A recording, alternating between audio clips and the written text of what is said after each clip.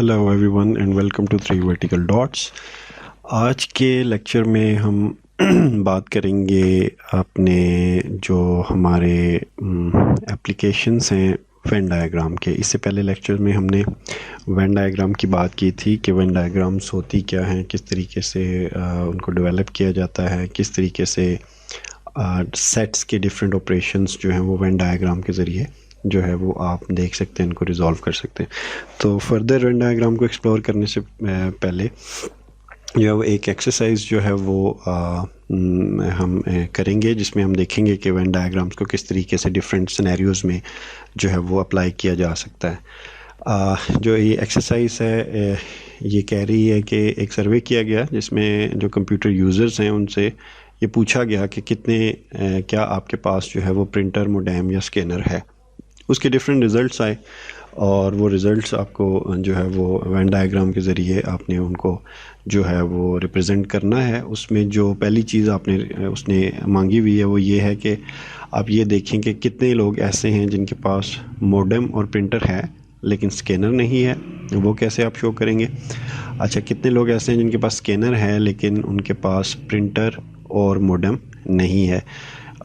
तीसरी चीज़ आपने जो शो करनी है वो ये है कि स्कैनर और प्रिंटर तो है, ऐसे कितने लोग हैं जिनके पास स्कैनर और प्रिंटर है लेकिन मोडेम नहीं है। और इसी तरीके से कितने ऐसे लोग हैं जिनके पास ना तो मोडेम है और ना ही प्रिंटर है। तो इसको सॉल्व करने की कोशिश करते हैं। सबसे पहले तो ये करेंगे कि हम कुछ वेरिएबल्स ले लेंगे। सपोज़ पी आपका जो वेरिएबल है वो ऐसे लोगों को ज़ाहिर कर रहा है जिनके पास प्रिंटर है। एम आपका वो वेरिएबल है वो उन लोगों को ज़ाहिर कर रहा है जिनके पास मोडेम है। इसी तरीके से एस ज़ाहिर कर रहा है उन लोगों को जिनके पास स्कैनर है।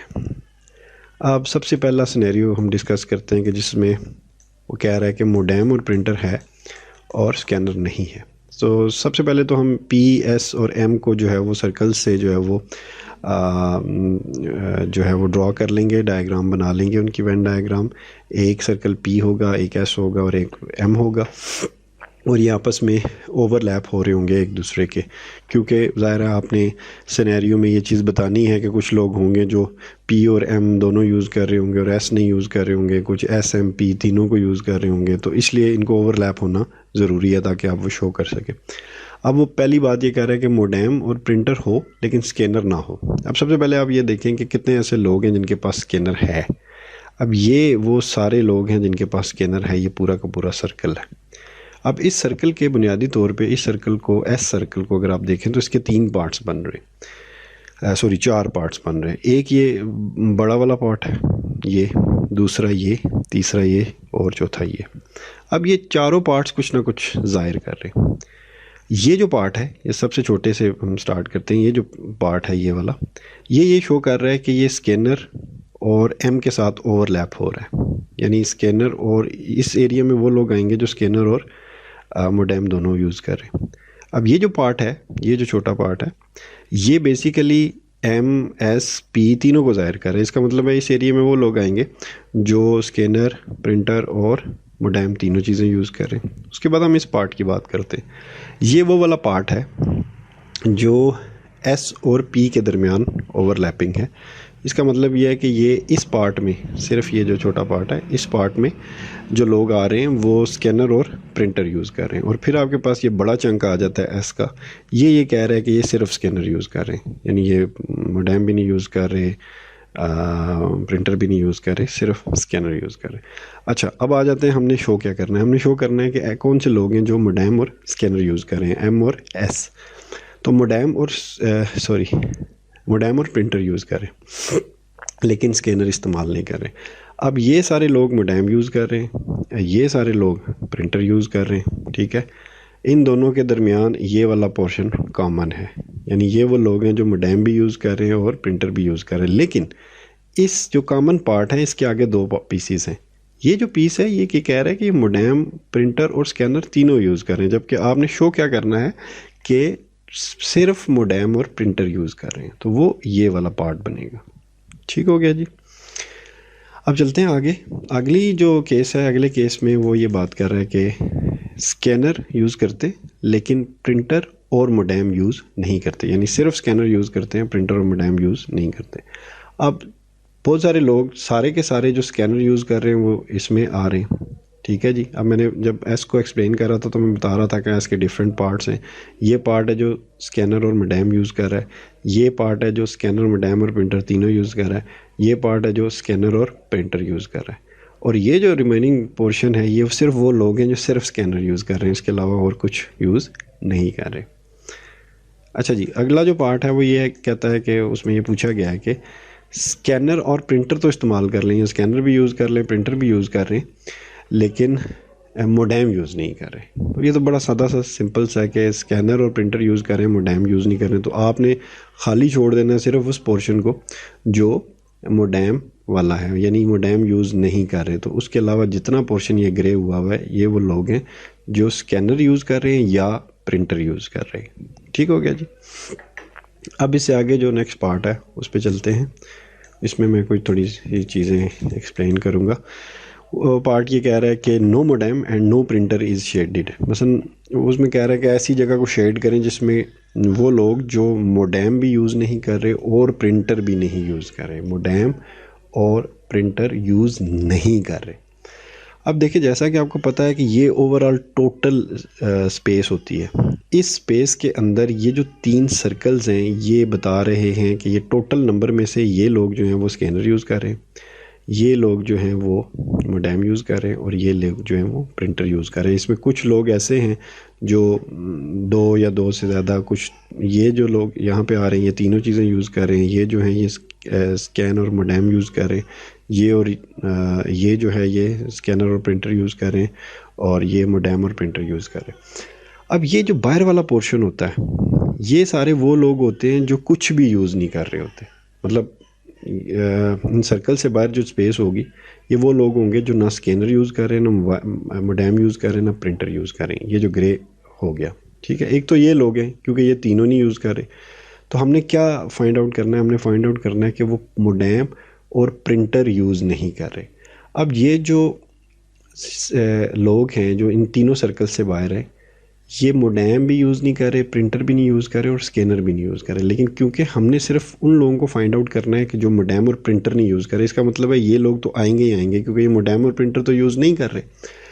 अच्छा जी, एक तो ये लोग हो गए। दूसरा वो लोग आ जाएंगे जो स्कैनर तो यूज़ कर रहे हैं लेकिन मोडेम और प्रिंटर यूज़ नहीं कर रहे, तो वो तो ये आपको पता है कि अभी पिछली एक पार्ट में हमने इसको सॉल्व किया, वो ये लोग हैं जो स्कैनर यूज़ कर रहे हैं लेकिन मोडेम और प्रिंटर यूज़ नहीं कर रहे।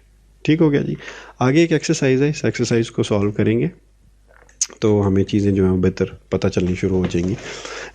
जब भी कोई वेन डायग्राम के मतलब एक्सरसाइज आपने सॉल्व करनी हो तो सबसे पहले जो बारीकी से करने वाली चीज़ होती है वो ये होती है कि आपने जो अपना क्वेश्चन है उसको बड़ा जो है वो आराम आराम से समझ के पढ़ना है। आपको क्वेश्चन समझ आ गया तो आपका आंसर करना बहुत आसान हो जाएगा, लेकिन अगर आपको क्वेश्चन सही समझ नहीं आया और उसके मुताबिक आपने अपनी जो वेन डायग्राम है उसको लेबल नहीं किया तो फिर ये जो है ना इसको समझना थोड़ा मुश्किल हो जाता है।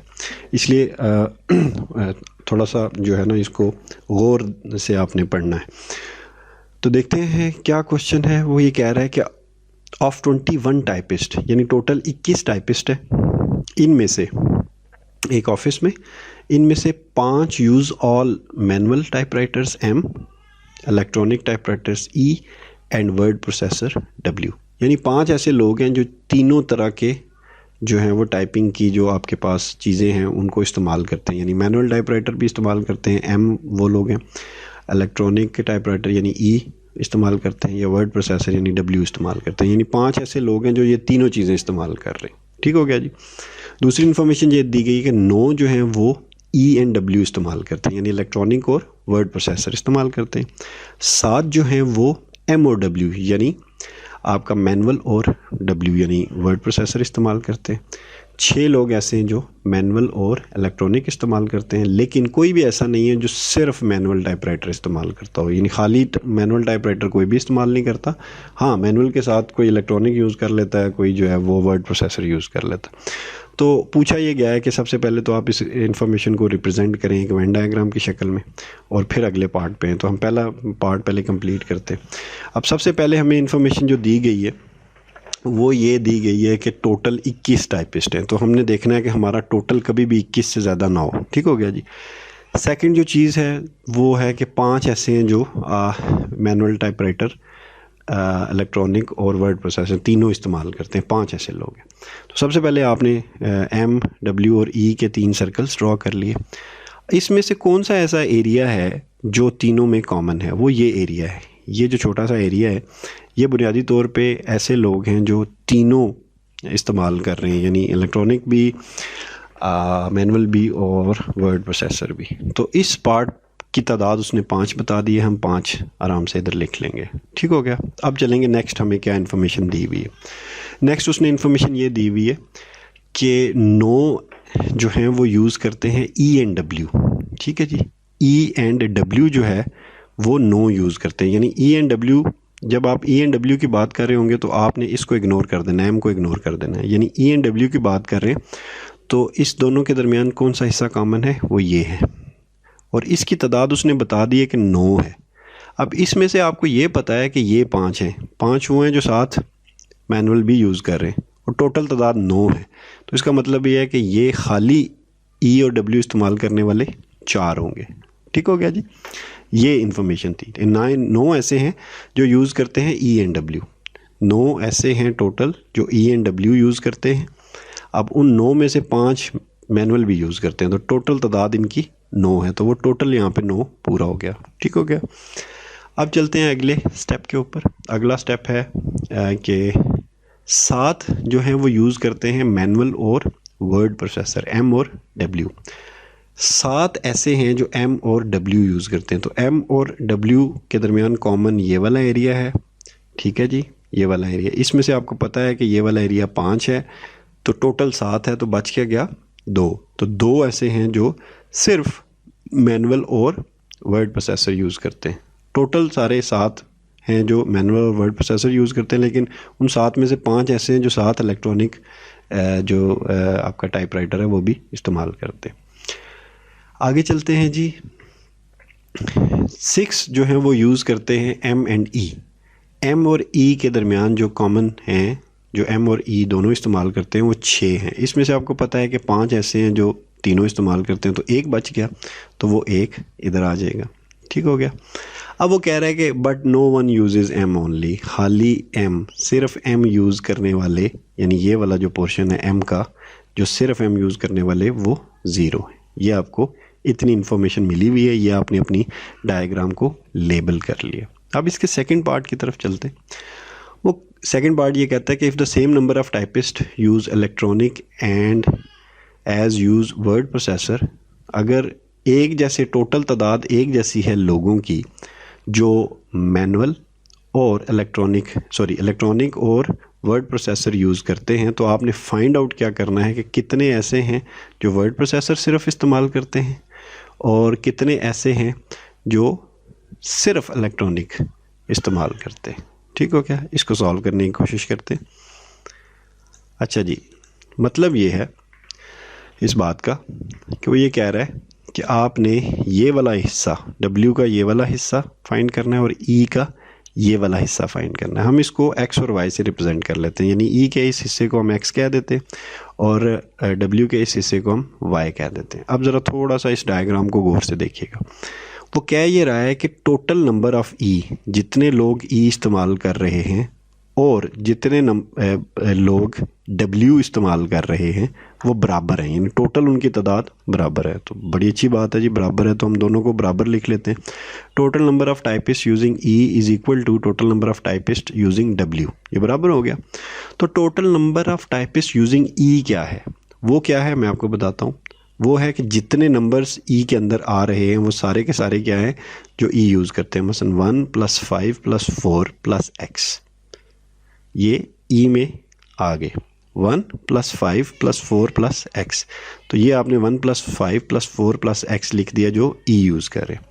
अब इसी तरीके से आप देखेंगे कि w कितने लोग यूज़ कर रहे हैं। तो w कितने लोग यूज़ कर रहे हैं, 2 + 5 + 4 + y, 2 + 5 + 4 + y, यानी सारे w के सर्कल के अंदर जो नंबर्स हैं उनको ऐड कर लिया है, दोनों बराबर है। तो यहाँ से आपको एक इक्वेशन मिल जाएगी कि x - y = 1। इसको सॉल्व करें दोनों साइडों को, तो आपको मिल जाएगी कि x - 1 की वैल्यू क्या है, 1 है। तो इसको आपने एक जगह पे नोट करके रख लेना है। इसका क्या मतलब है, इसको हम कहीं बाद में इस्तेमाल करेंगे। अब एक चीज़ हमें पता है कि टोटल सारे के सारे जितने टाइपिस्ट हैं इनकी तादाद 21 है। हमें पता है कि टोटल नंबर ऑफ़ टाइपिस्ट जो हैं वो 21 हैं। तो हम टोटल करके 21 के बराबर कर देते हैं। अब टोटल कैसे करेंगे, इस सारे नंबर्स को ऐड करें, 0 + 1 + 5 + 2 + 4 + y + x, यानी 0 x y 1 2 4 5, इनको सारों को ऐड किया तो हमें क्या मिलना चाहिए, 21 मिलना चाहिए। यानी टोटल तादाद हमें पता है कि 21 है। अब इसको सॉल्व किया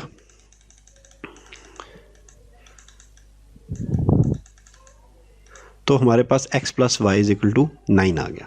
ठीक हो गया, ये दूसरी इक्वेशन आ गई। पहली इक्वेशन हमें मिली x - y = 1 और दूसरी हमें इक्वेशन मिल गई x + y = 9। इन दोनों को सॉल्व करें, दोनों इक्वेशंस को जमा कर लें तो आपके पास x की वैल्यू भी निकल आएगी और y की वैल्यू भी निकल आएगी। तो x निकला 5 और y निकला 4। तो आपको पता है कि अगर x आपके पास है जो 5 और y 4, इनको x y की जगह अपनी डायग्राम के अंदर आप लिख सकते हैं, ये x 5 और y 4। तो आपको पता चल गया कि कितने लोग हैं जो सिर्फ वर्ड प्रोसेसर यूज़ कर रहे हैं वो 4 हैं, और जो सिर्फ इलेक्ट्रॉनिक यूज़ कर रहे हैं वो 5 हैं। ठीक हो गया।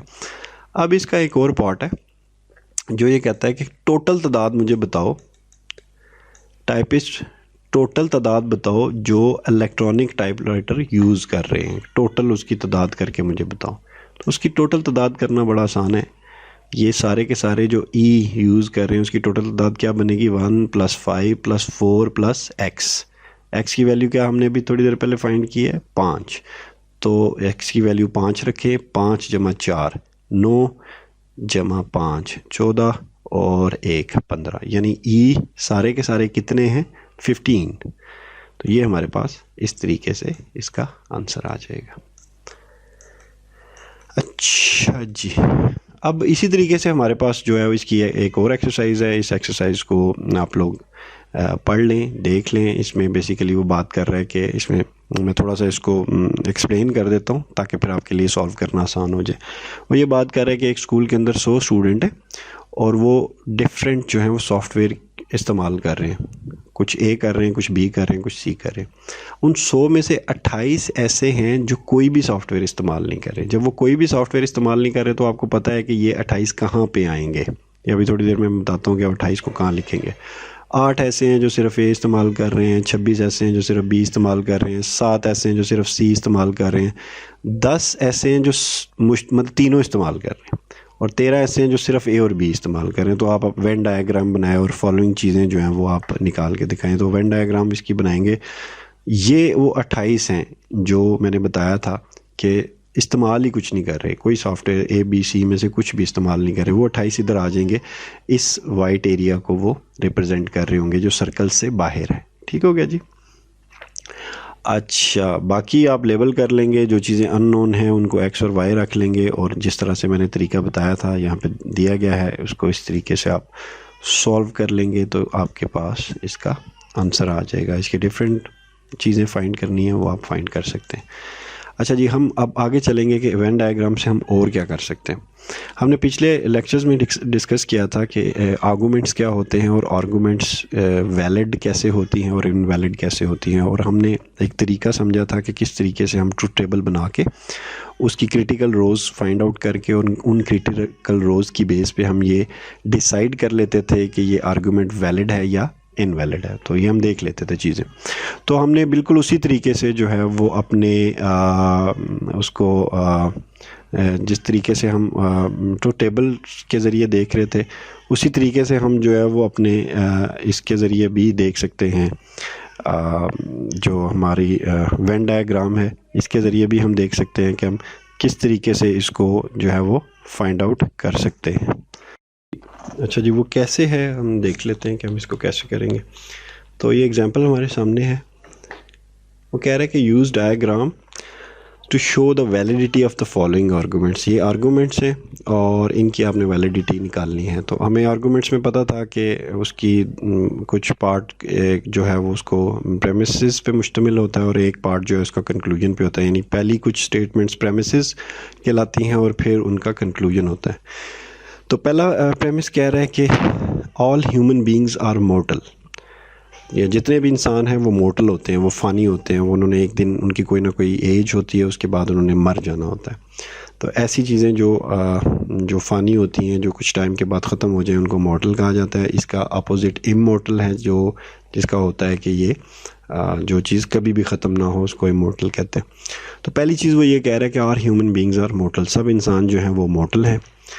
अच्छा जी, एक ज़्यूस है वो मोर्टल नहीं है। ज़्यूस एक ग्रीक मिथोलॉजी में एक गॉड है और उसके बारे में ये है कि वो गॉड है, तो वो ज़ाहिर मोर्टल नहीं है। अच्छा जी, वो ज़्यूस जो है वो मोर्टल नहीं है। अगर वो मोर्टल नहीं है इसका मतलब ये है कि therefore Zeus is not a human being, मतलब वो मोर्टल नहीं है। और जबकि इंसान जो है वो मोर्टल होता है, इसका मतलब है ज़्यूस इंसान नहीं है।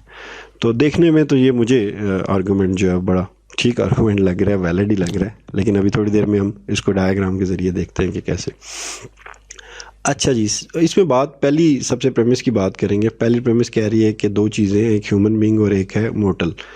तो आपने सबसे पहले जब ये डायग्राम बनानी है तो आपने पहले मोर्टल्स की डायग्राम बनानी है और ह्यूमन बीइंग का सर्कल आपने मोर्टल के अंदर रखना है, क्योंकि आपका प्रेमिस ये कह रहा है कि all human beings are mortal. तो ह्यूमन बीइंग्स मोर्टल के अंदर होंगे, इसका कोई पोर्शन भी मोर्टल से बाहर नहीं होगा, या आधा बाहर या आधा अंदर नहीं होगा। सारे के सारे ह्यूमन बीइंग्स क्योंकि मोर्टल हैं तो ये वाला सर्कल मोर्टल्स के अंदर आएगा। अच्छा, ठीक हो गया। ये हमने अपनी पहली प्रेमिस को सामने रख के एक मोर्टल और एक ह्यूमन बीइंग का सर्कल बना लिया। अब बात हो रही है ज़्यूस की कि ज़्यूस मोर्टल नहीं है। अब ज़्यूस अगर मोर्टल नहीं है तो वो ये मोर्टल के सर्कल के अंदर नहीं आ सकता, वो मोर्टल के सर्कल से बाहर कहीं आएगा, यहाँ आएगा, यहाँ आएगा, यहाँ कहीं भी आ सकता है, लेकिन मोर्टल के सर्कल के अंदर नहीं आ सकता। जब वो मोर्टल के सर्कल के अंदर नहीं आ सकता तो ज़ाहिर है उसको हम मोर्टल के सर्कल से बाहर लिखेंगे। तो जब हम उसको मोर्टल के, ये हमने उसको बाहर करके लिख लिया। अब कंक्लूजन हमने देखना है। ये हमने डायग्राम बना ली और कंक्लूजन देखना है। कंक्लूजन ये कहता है कि Zeus is not human being. Zeus is not human being. तो ज़्यूस तो मोर्टल से बाहर है, तो जब वो मोर्टल से बाहर है तो वो मोर्टल नहीं है, मोर्टल नहीं है तो वो ह्यूमन बीइंग भी नहीं है। इसका मतलब ये है कि ज़्यूस जो है वो ह्यूमन बीइंग नहीं है। इसका मतलब ये है कि ये आर्गूमेंट वैलिड है। ठीक हो गया। अब इसी से मिलती जुलती एक हम एग्जांपल देख लेते हैं और हमें पता चल जाएगा कि आर्गूमेंट इनवैलिड कब कैसे होती है, हमें कैसे पता चलता है कि वो इनवैलिड है।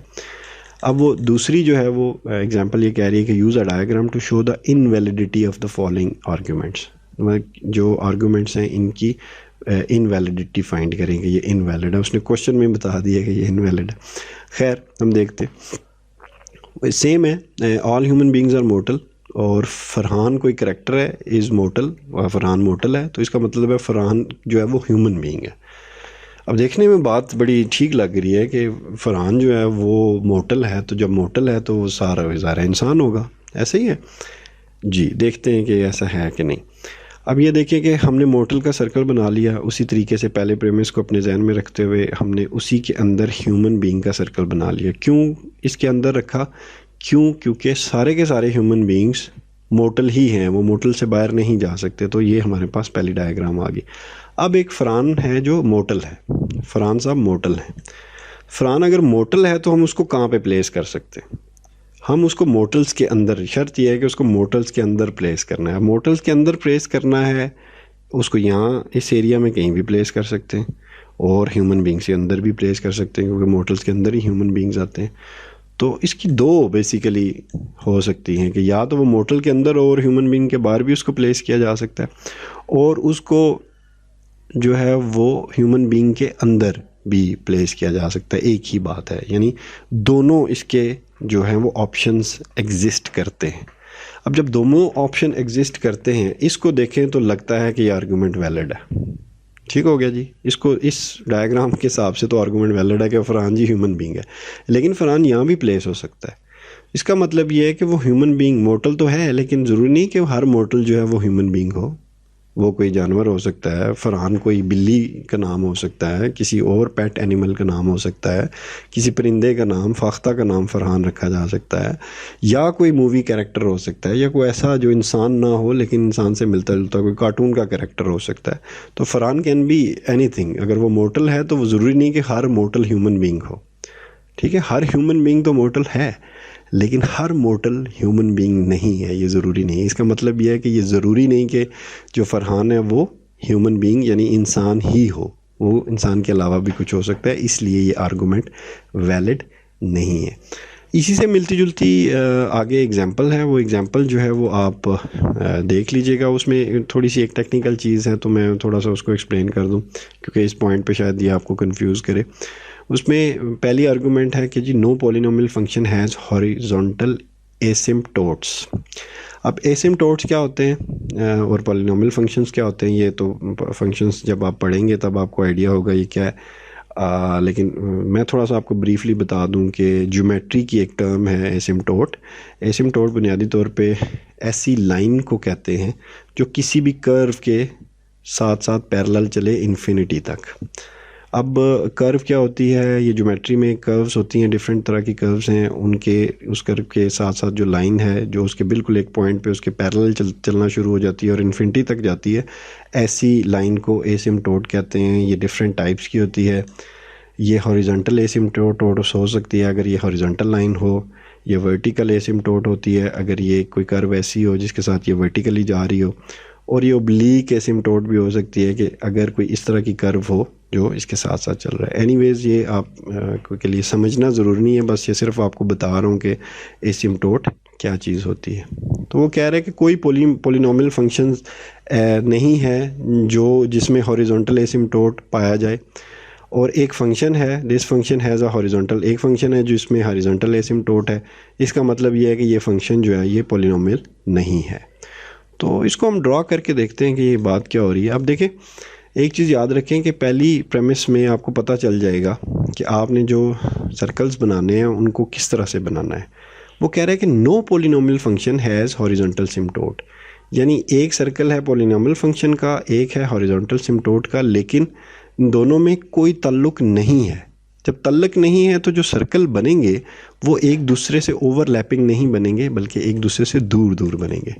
ये चीज़ बनेगी। ये देखिए क्यों, क्योंकि उसने अपनी उसमें बता ही दिया कि कोई ऐसा पॉलिनोमियल फंक्शन नहीं है जिसमें हॉरिजॉन्टल एसिम्पटोट पाया जाए।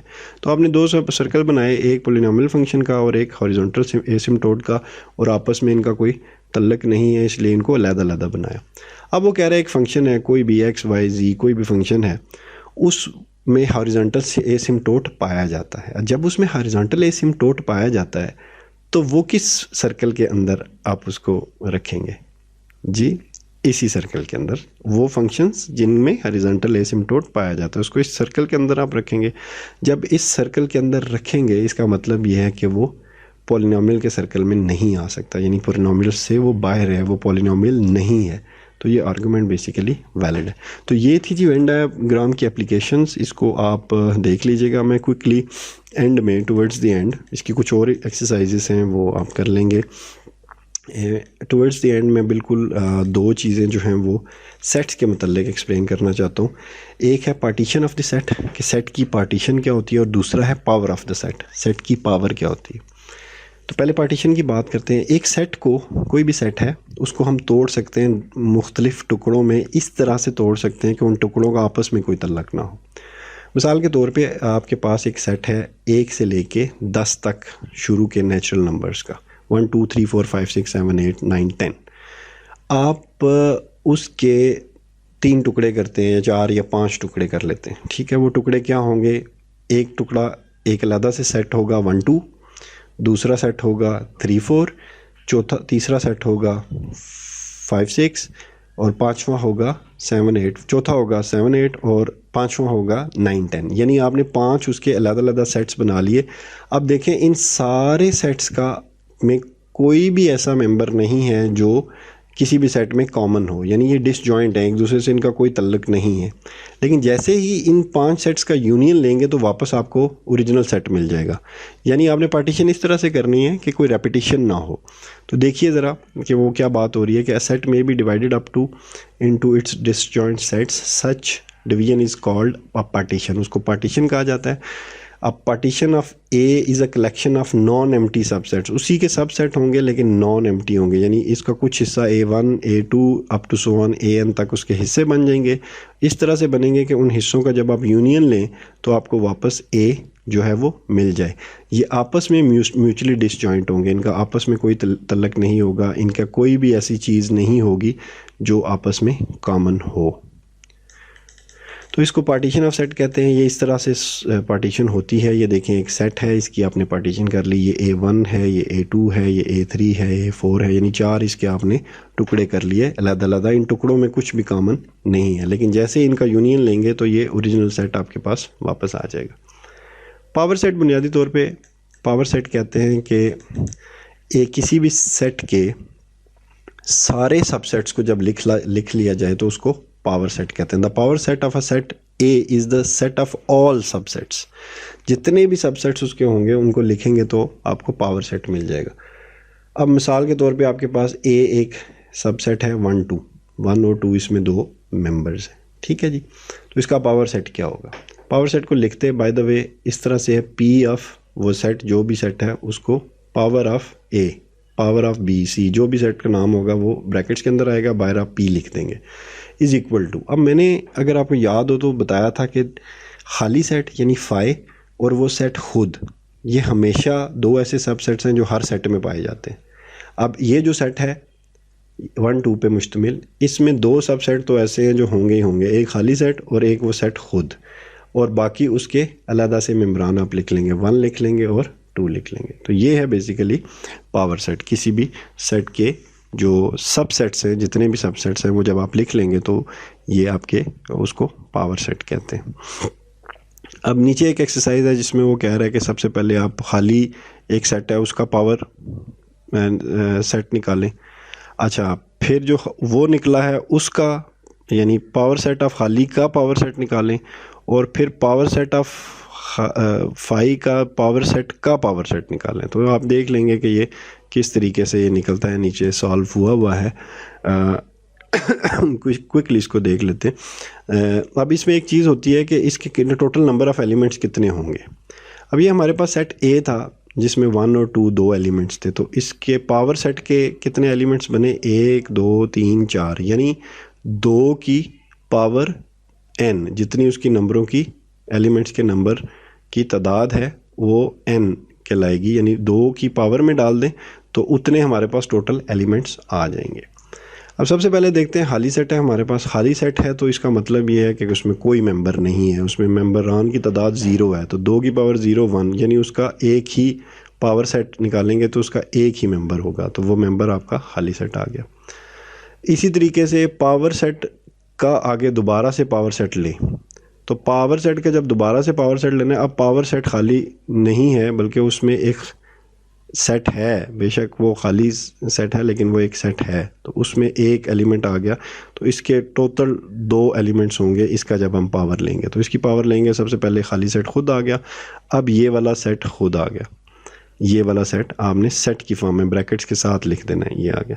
इसका अगर दोबारा से पावर सेट लें तो अब इसके अंदर 2 एलिमेंट्स हैं, एक ये खाली सेट और ये खाली सेट का सेट, तो ये 2 आ गए, तो 2 की पावर 2 इज इक्वल टू 4 होती है, तो टोटल आपके पास 4 आएंगे। अब इसका लेना शुरू करें, सबसे पहले तो खाली सेट आ गया, फिर ये वाला सेट का ये वाला मेंबर आ गया, पहला मेंबर आपने अलग से सेट बना के लिख लिया, फिर आपके पास ये ब्रैकेट्स समेत एक खाली सेट है, ये भी मेंबर है, ये आपने लिख दिया, और चौथा आपका वो पूरा का पूरा सेट खुद आ जाएगा। तो ये सारा बेसिकली इसके पावर सेट्स हैं। तो आज के लिए इतना ही। अगर आपको वीडियो पसंद आई है तो इसको लाइक करें, शेयर करें, और कोई क्वेश्चन है तो वो कमेंट में लिखें, और अगर आप चाहते हैं कि हमारी वीडियोस आप तक पहुंचती रहे तो चैनल को सब्सक्राइब करें और बेल आइकॉन को क्लिक करना ना भूलें प्लीज़। Thank you.